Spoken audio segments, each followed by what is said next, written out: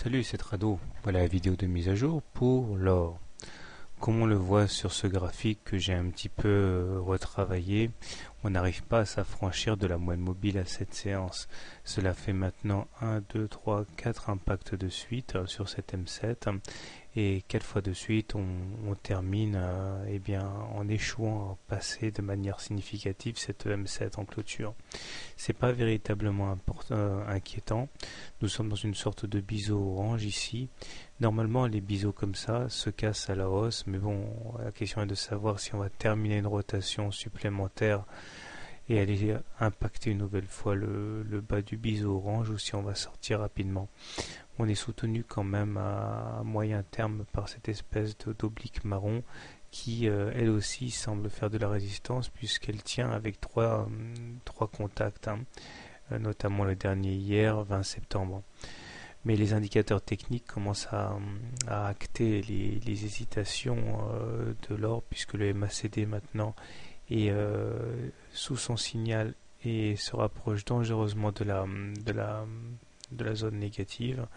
Le momentum lui est toujours négatif et malheureusement le stochastique est maintenant dans la zone de survente, c'est-à-dire que les baissiers sont clairement aux commandes sur cette unité de temps daily.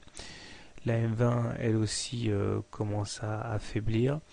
Elle est plate voire même baissière et je vous rappelle que lorsqu'on est en dessous d'une M20 baissière on bascule en tendance baissière. Là on va encore accorder le bénéfice du doute à l'or puisque la M20 n'a pas une orientation baissière évidente, mais ce qui est sûr c'est que on n'est pas en tendance haussière. Alors si vous voulez acheter l'or, première solution, vous achetez au contact de l'oblique marron puisque celle-ci a l'air de tenir.